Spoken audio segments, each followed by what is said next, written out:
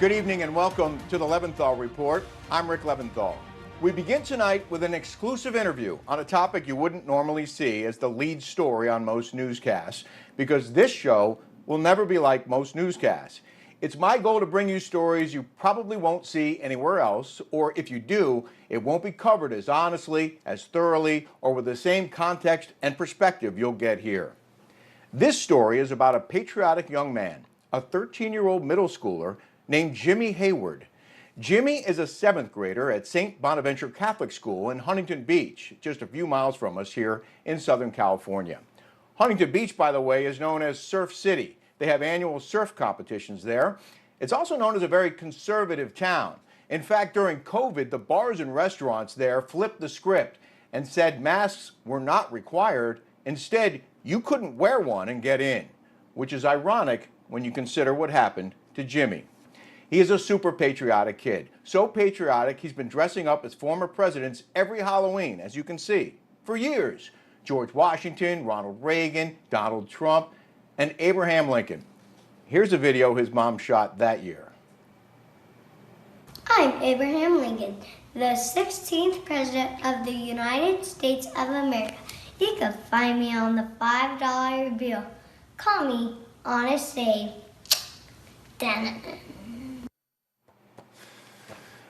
Well, he sure seems like a patriotic kid. The year Jimmy dressed in the Ronald Reagan costume, a local news crew came to their school and they interviewed this young man. It was Jimmy who they put in their segment. And here's something else. I just found out. Jimmy's 6th grandfather was one of the signers of the Declaration of Independence, Thomas Hayward Jr. And his great-grandfather fought in World War II. So Jimmy has a strong pedigree, and patriotism is in his blood, literally. Maybe that's why Jimmy decided to run for office in his private Catholic school elections. Jimmy wanted to be the St. Bonaventure Class of 2025 Commissioner of Patriotism and School Spirit. He didn't make up the title. The school had just added the position. Jimmy wanted to run for president, but since he wasn't on student council last year, he didn't qualify. So he worked on his speech for days, getting ready to present to the whole school. Worked really hard on it, his parents say, and when he was done, he shared it, as he was told to do, with the school's new principal, Mary Flock. Now, according to Jimmy's parents, he met all the deadlines and followed all the procedures leading up to the big assembly. The day before, after the principal read the speech, his parents say she demanded he cut an entire section about patriotism for the final draft. Jimmy moved some words around and tweaked his remarks, but refused to take out the patriotism paragraph because he felt it was the most important part, and explained why he wanted the position so bad.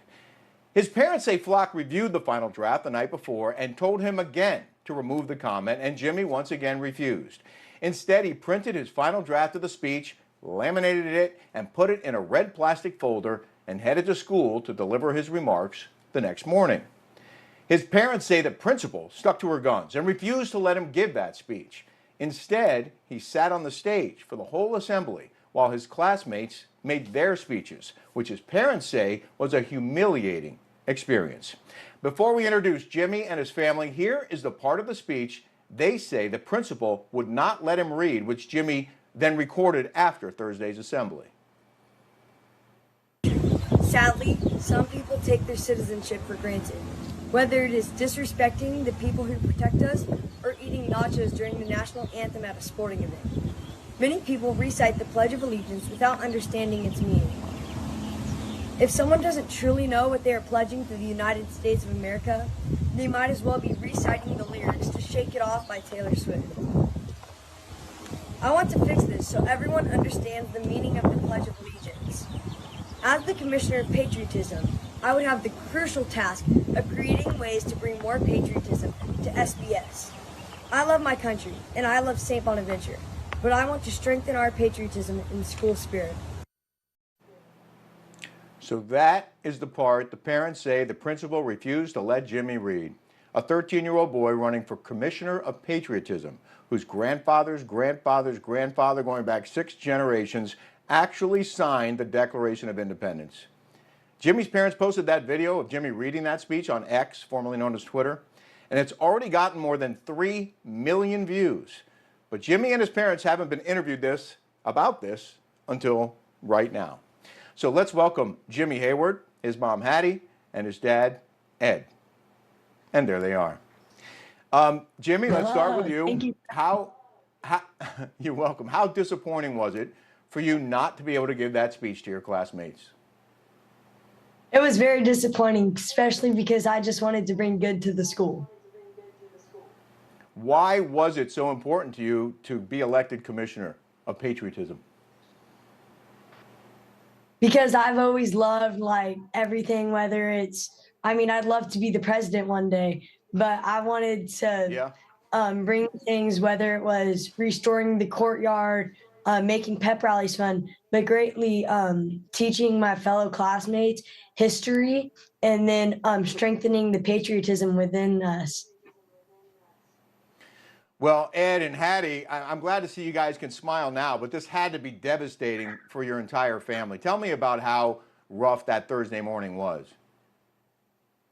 It was extremely difficult to watch Jimmy sit up on the stage and basically know that he wasn't going to get the chance to do this speech. And as a parent, one of the worst things or worst feelings is not being able to protect your kid or be there for them. And I physically couldn't run on the stage and give him the hug that I wanted to, but I just kept trying to get eye contact with him and just to reassure him that I was still there and that, you know, I was hoping he would see that I was being strong and that he would be able to, you know, be strong and get through the assembly. Ed, I want to play devil's advocate for a moment. You did know that the principal had an issue with the speech. Did you not think that she'd follow through with refusing to let him read it? Did you think that she would cave under pressure that morning? I thought he was still going to be able to speak. When we first saw her comment on the Google Docs where they correspond with the teachers, and she told him to remove the entire section. It wasn't to revise it; it was just to remove it. I told him, but you don't have to remove that. You should reword it in a way that's not going to come off offensive to anybody. And so he went back and he revised it, and then later on resubmitted it, multiple times. And then she reviewed it and commented again at 10:52 p.m. or so. And then in the morning when I was walking up to where all the parents were watching it, I saw her speaking, holding the speech, pointing out to Jimmy that he couldn't do it. And I saw Jimmy mouthing the words, I'm not going to remove it. I'm not going to remove it. And then that's kind of what started everything. I appreciate that you have shared all the background materials with me, all the evidence that you have collected that show the timeline of events. And I know you've been talking to the diocese about all of this. Have you gotten any satisfaction so far about what happened?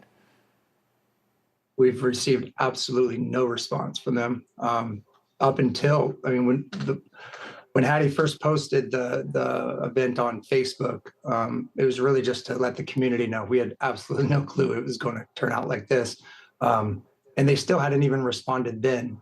It wasn't until it hit Twitter that the Father Vincent kind of replied. But other than that, they tried to set up a meeting. They rescheduled the meeting. But I've texted and emailed, Hattie's texted and emailed high members up in the diocese. They've received the emails or the text messages.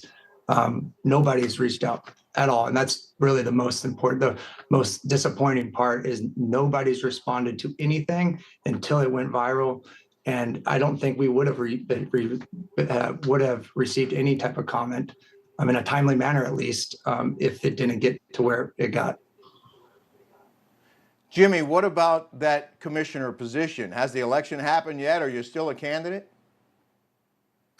So the election happened a week from tomorrow.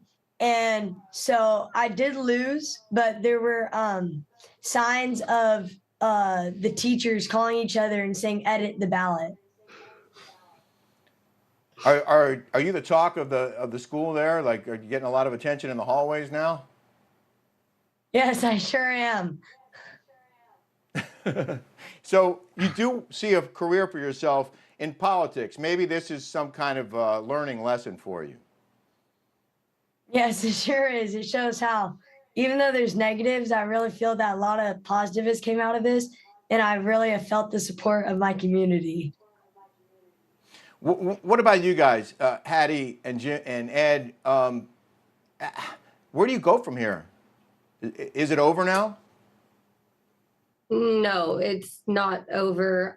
We had a meeting with the father of our church, Father Vincent, and we basically told him that we expect the church and the school and the diocese to make the right decision and do what needs to be done.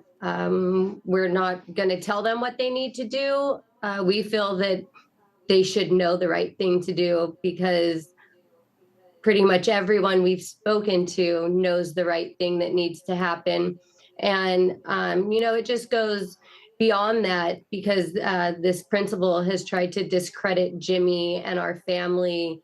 And even some of the admin at the school saying that we submitted a speech that they didn't get. And that's absolutely false. And we have proof of that.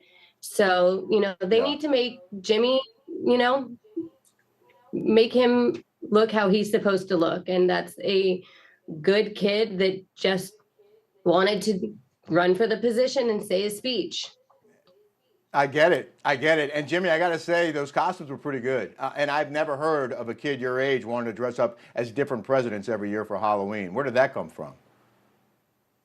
I mean, so I knew patriotism has been in my blood from my family relatives, but I just loved dressing up as presidents. I know there's a lot more on the list, but it has been so much fun going through the years. And I don't know how I'll think in high school, but from here, I don't mind dressing up in high school on Halloween. Okay.